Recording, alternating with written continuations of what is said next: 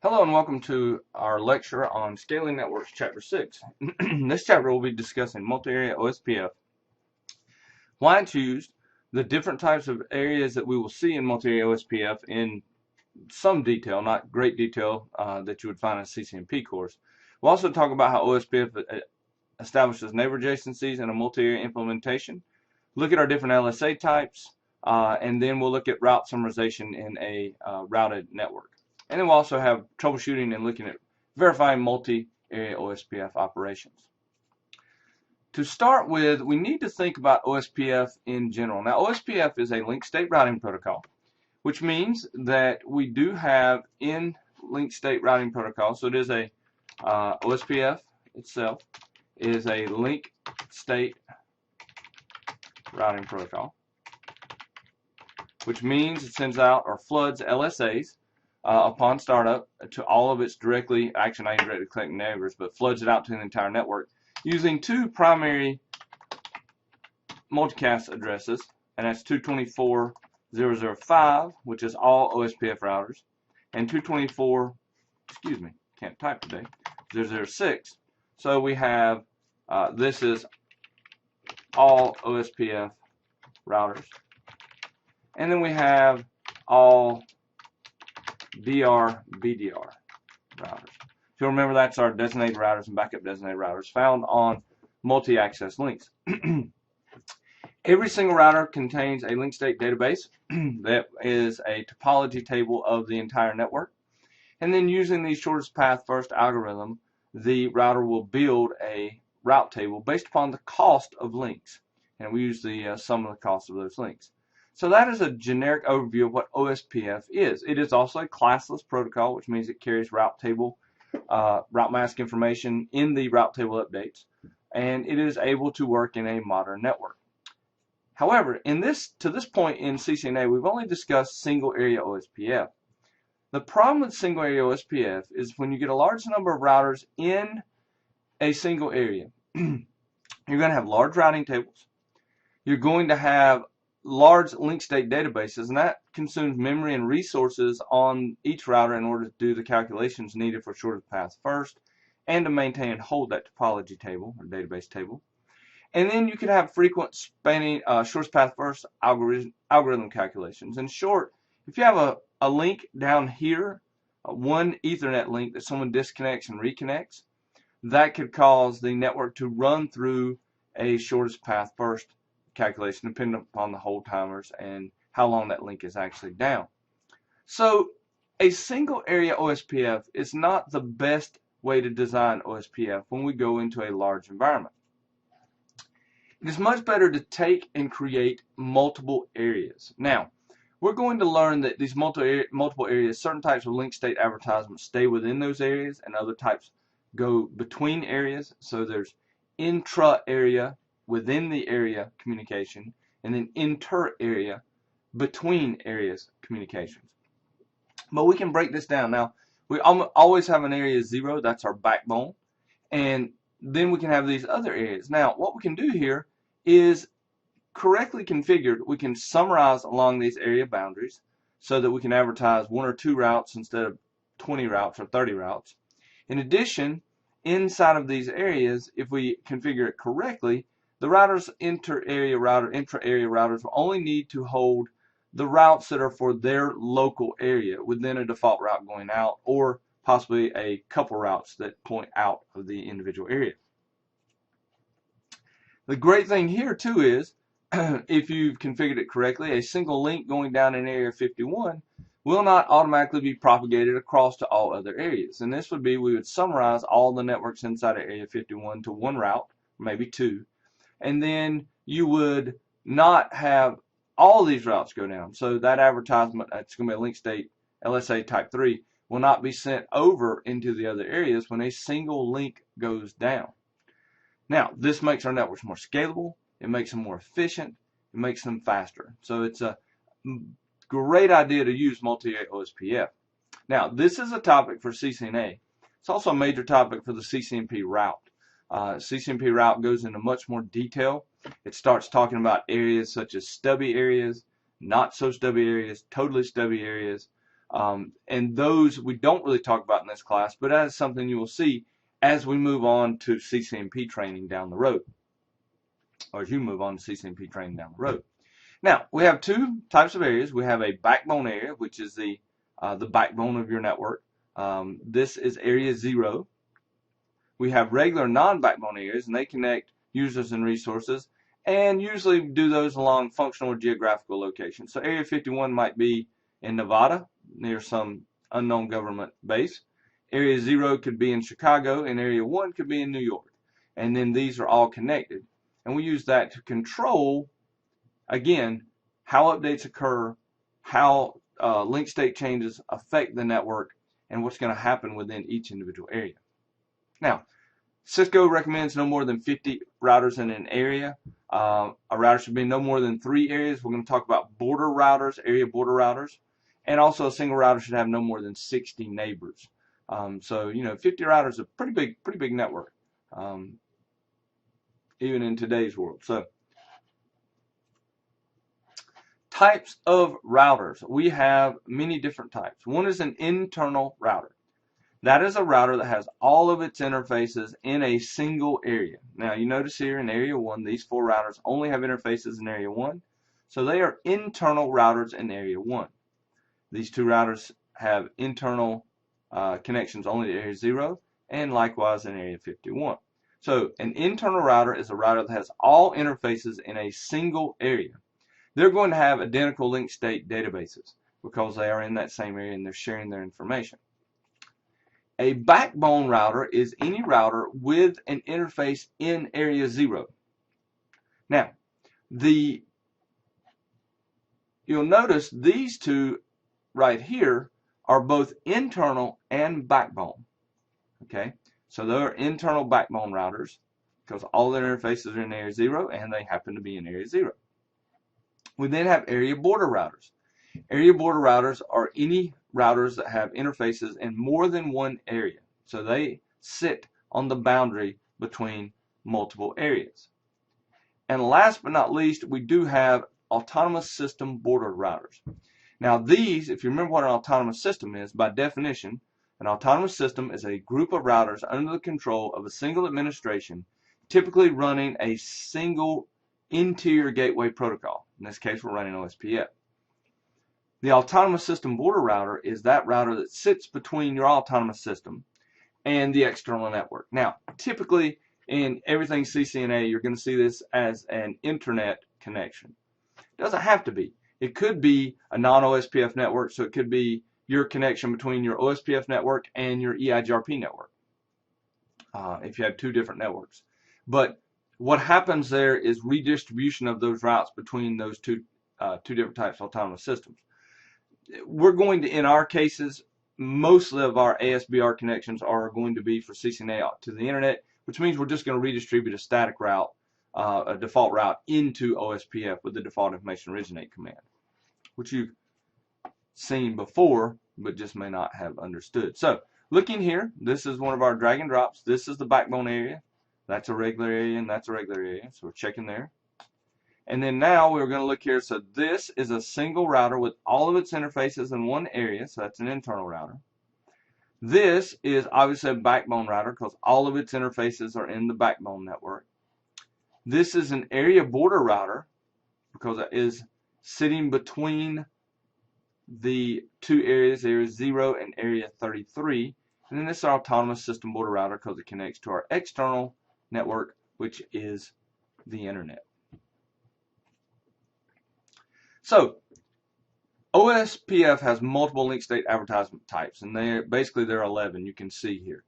We're only going to talk about 5. We're going to talk about 1 through 5, and we're not even going to get that detailed on these because for the CCNA, it's not important that you have an in-depth understanding of each one of these LSA types. However, it is important to know what these are. The first type is an LSA type 1, and type 1 LSAs are LSAs that advertise individual routers' link states. Okay, so type 1 LSAs are router link entries, and they are sent and contained only within the area in which they originate. So each one of these routers, when they boot up, would determine all the link states of the links on them, and then would advertise or flood into the area their Type 1 LSAs. They do not automatically, Type 1 LSAs do not propagate past the area border routers. It is identified by the router ID of the originating router. So Type 1 LSAs stay within the area, advertise individual link states, so link types and link states. Type 2 LSAs are only found on networks that have designated routers and backup designated routers. In other words, those that are multi-access. In our example network here, Area 2 has no multi-access network, so there are no Type 2 LSAs. The Type 2 LSA is used to help define where the DR and BDRs are. They are flooded. They are also used to help each individual router in the area get a full view of the topology of a multi-access area, since they don't form adjacencies with every other router in the area. And that is their primary use. Notice they're not forward outside the area. They are network link entries, so they're used by that. You will not find them outside of a non-multi-access network. So link state ID for these is the IP address of the DR that advertises it. So link state advertisements 2s, or Type 2s, are only sent by designated routers. So the routers and network addresses of the multi-access link. So again, it helps it build a full topology of the multi-access network, since it doesn't have an adjacency with all other routers in the multi-access setup or network. Type 3s. Now this is where things get a little interesting, because you'll notice a Type 3 LSA describes a network address learned by Type 1 LSAs. So when the Type 1 LSAs come into the ABR takes that, integrates it into its topology table, and then will forward that as a Type 3. So by default, if you don't summarize, the ABRs do send out a Type 3 LSA for every subnet they learn via a Type 1 LSA. What we're going to do, though, we're going to summarize those and make sure we don't send out a Type 3 LSA for every single internal subnet on an area. We'll send out 1 or 2 routes to make it much simpler, and also to make it faster, and to stop those problems with a flapping route or with a single link going down. Type 4 LSAs are used to advertise the autonomous system border router to other areas and provide a route to how to get to that autonomous system border router. So the ASBR sends out a Type 1 LSA, and because it's an ASBR, the external bit is turned on, and that Type 1 LSA with the external bit turned on basically identifies the ASBR. The other area border routers will see that Type 1 LSA, or the only one that sees it, unless there's multiples connected to it, will see it in this case and then retransmit it as a Type 4 LSA, saying, hey, I know how to get to autonomous system border router, here's how you get there. All right, and that gets flooded to the backbone, and then that gets flooded to other areas, so that the other areas will know how to get to the autonomous system border router. And it can be used to advertise external networks into the OSPF domain. That's what Type 5 is going to be used for. Type 4 is to help reachability to the ASBR. And then Type 5 is used to actually advertise those external non-OSPF networks, so the E2 routes, E1, E2. And you will notice that this is how we get our default route advertised into other areas by using default information originate. So you've got the ASBR uses Type 5 to describe the networks that are available, and then Type 4s are used to reach those external routes by knowing how to get to the ASBR, the Autonomous System Border Router. So those are our primary types, Type 1 through 5. Again, let's quickly review. Type 1 are link state, pretty much link advertisements, each individual router describing its connected interfaces, link type, and link state. Type 2 is a DR advertising the network addresses and routers on a multi-access link, so that you have full reachability and full topology database information for internal routers on a multi-access network. Type 3s are the area border routers taking in each Type 1 LSA and then repackaging them as a type 3 and forwarding them to other or flooding them to other areas, and they will be forwarded from there to all throughout the entire internetwork. Type 4 is a special LSA that is, again, a type 1 LSA, leaves the ASBR with the external bit on. The area border router sees that and says, oh, that's an ASBR, repackages it as a type 4 and forwards it to other areas, so the other areas will know how to get to the ASBR. And then type 5 is how we actually advertise the external routes that the ASBR learns and redistributes into our OSPF network. Now, there are a lot of other types that we have available, but you see here's an example of an external route, OE2. Okay. Now, we notice there are multiple types of routes in here. If you have an O route, that is a route that is intra-area. That is a route that has been learned within the area this particular router is in. An OIA is an inter-area. This is a route that is from another area. This would be learned from typically a type 3 LSA. Okay. And then we have OE1, E2, and these are different types of external routes, depending upon whether or not they add in the value of the metric or not, depending upon those items. But we've got those. Now notice OE1, E2, that's just an external route. Okay. But notice all of these are exactly the same in IPv6 or IPv4. So if you're running OSPF v2 or v3, either one, exact same nomenclature inside the routing table. So how do we do our route calculation? First thing, we will always calculate our intra-area routes, the routes inside the area first, put those in the route table. Then we'll calculate path to the inter-area, so between the OIAs, and then finally we'll calculate the best route to our external or non-OSPF network. So that way if you have a route that's in a network that's reachable via any of these, then this is the order that it would be calculated and placed into the route table. Now, when everything's converged, you're going to have full reachability. You should be able to connect to anything inside or outside of your OSPF network if you've been properly configured. So how do we do multi-area OSPF? How do we implement it? How do we set it up?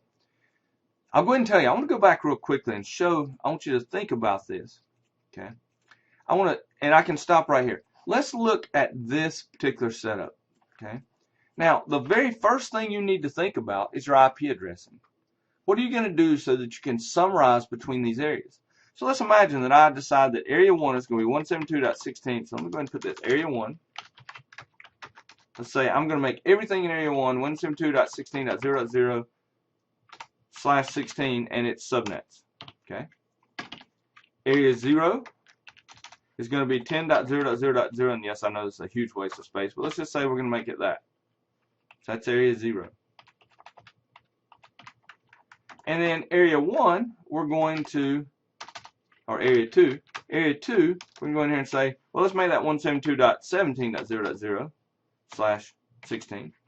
And then we can use all the subnets. So inside of each one of these, you could do 172.16.0.0, 172.16.0.0/24, 172.16.1.0/24, so on and so forth.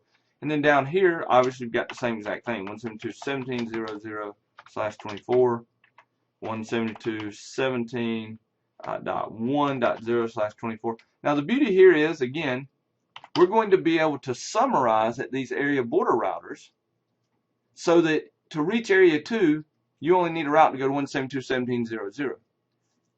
To reach area 1, 172.16.0.0/16, so that you can actually summarize to a single route, or maybe a couple routes depending on how you set this up. But notice, this is all part of planning. This is before you ever configure anything. You need to gather the network parameters and really set up your IP addressing scheme. What really is tough is when you go in to implement OSPF into a network and that network has not been built from the ground up for easy summarization. And then you've really got to start doing some finagling to make things work. But that's our number one thing. Then, once we get our IP addressing plan, we're going to look at how many areas do we need, geographically, where they're going to be located. We're going to look at our topology, what type of links will we have, all of those items are going to be there. Then once we set it up and configure it, we've got to verify it. So first off, here we have an example of a network that is using 10.1.0.0 on down here, 10.2.0.0 up here, and the 192s, and then down here is 192.168 or 192.168.0.0, or 10 and 20. So they've done a little bit of thinking here, okay, about how they're going to set things up. You then see actually configuring router OSPF on router 1. So look at router 1, you're going to need to turn on OSPF, which we've done with every routing protocol to this point, even in single area OSPF. Then you're going to put your network statements in. The only difference now is we're going to put the interfaces into the correct areas. So look, router OSPF 10, this is just process ID, remember. Router ID must be set. And then network 10, now this is something new that you haven't seen before that's really neat, and it's one of the easy ways to do things. Instead of using the wildcard mask that matches the subnet mask, you put in the IP address of the interface and then quad 0 area 1, and it will then advertise the network and its masks that are associated with that interface IP address. So much easier than doing it with a wildcard mask. If you do it in this little show me, you see they actually use the wildcard mask, which still work, but it's much. But notice if you do use the wildcard mask, you must put in the network ID, not the IP address of the interface. If you do quad zeros, put in the IP address on the interface, quad 0, put it in its area. OSPF process goes and finds the IP address with a mask, and from that mask determines what needs to be advertised from that interface. So I like this a lot better because it's easier. And a lot less chance you'll mess it up, which is nice. OSPF v3, same thing. The only difference, again, remember in OSPF v3, you turn on the process, set your ID, then you associate the interfaces with the area. So here, IPv6 OSPF 10 area 1, that puts the gig 00 in area 1, and it puts S000 in area 0. Now, notice in this case, the network's they only have one IP address and one network in area 1 at this point. So, very simple. Now, what about route summarization? Well, what we want to do is we want to summarize our type 3 LSA. So we want to actually, so if this link, one individual link fails, that information doesn't get sent through our entire OSPF network. So we do that by creating summarizations. So we're going to summarize everything that's available down here and do intra-area summarization. Now, you can also do external route summarization, which is when you bring in routes from the external source. In this case, we're showing an EIGRP network. But we can do both of those. So how do we do it? Well, first off, just summarizing. So it's just a normal summarization, nothing really different there. Okay. So we go in, we look, and we see right now that we've got over on the serial interface R1, we've got two routes. We got two connected interfaces. We've got two routes here, 10 and 20. All right.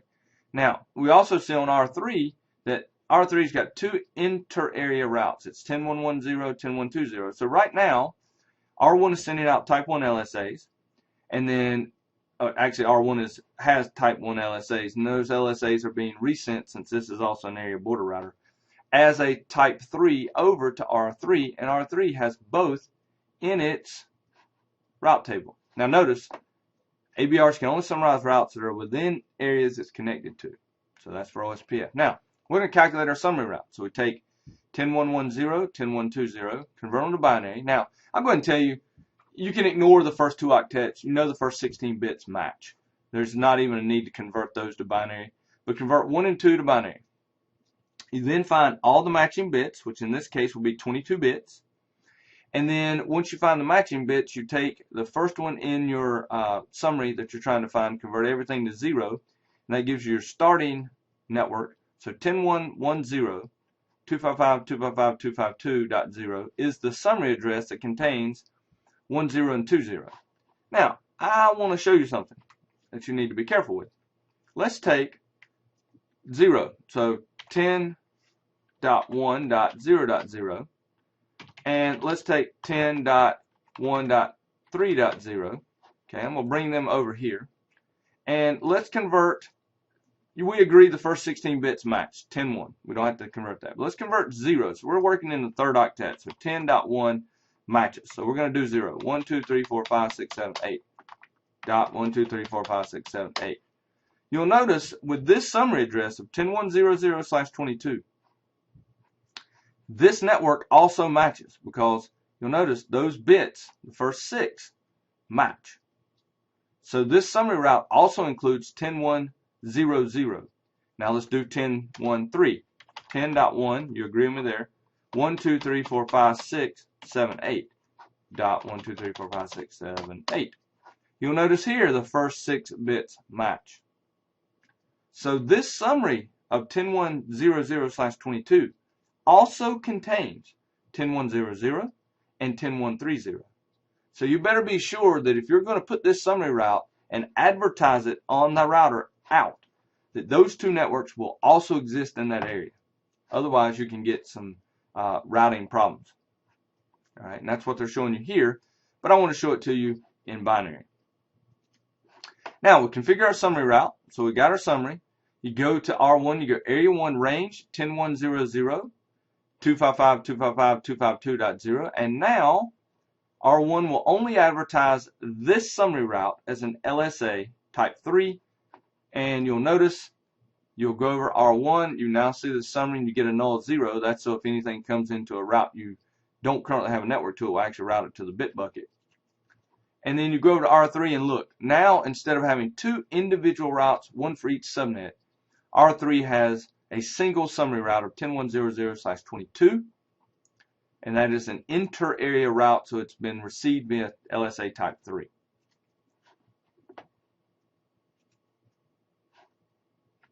Neat. It also will then mean if this route goes down, this network, I unplug this cable, that will not even be advertised across into the other 2 areas because the entire summary did not go down. Now, if both the networks in the summary go down, okay, possibility the entire network will go down and you won't, it will be advertised because it's no longer reachable. But actually, because of the summary route, as long as you've got the null 0 route in, it will not be advertised as being unreachable. Okay, so commands that we use here: show IP OSPF neighbor, same one we used before. Show IP OSPF, show IP OSPF interface. So let's look at our neighbors. Show IP protocol. Now we see that we're number of areas this router in is 2. We see our networks we're routing for and the areas they are in. We can see show IP OSPF interface brief, which also shows the areas that the interfaces are in. And it's nice to actually see it shows the mask. It'd be very nice to have show IP interface brief show the mask. Show IP route OSPF begin gateway will show you all of your OSPF routes in the route table, and we'll ignore your connected and static. Show IP OSPF database will show you your different databases. Here's an area 0 database and area 1 database. So now you can see you're maintaining 2 databases, one for each area that you're connected to. Now you want to verify multi-area OSPF, same commands. Show IPv6 protocols shows you the interfaces in the areas. Very different than OSPF v2 because it doesn't show the networks, it shows the interfaces. Show IP OSPF interface brief shows you the areas they're in also. And then you can do a show IPv6 route OSPF and it will show you your OSPF routes in the IPv6 route table. So, and then of course your same thing with your database. Multiple areas, you'll see multiple areas doing the show IPv6 OSPF database. Pretty much all the commands for OSPF, just put IPv6 in front of it, and you will get the IPv6 output. Okay, that is it for Chapter 6 and a discussion of multi-area OSPF. Remember how the advantages are that OSPF multi-area will allow you to reduce the size of the route table, if you summarize especially. It will allow you to reduce the size of the topology database contained on each router in the areas. And it will also reduce the amount of shortest path first algorithm recalculation due to individual links failing, again, if you configured summarization between your networks. Hope this has been helpful, and if you have any questions, please let me know.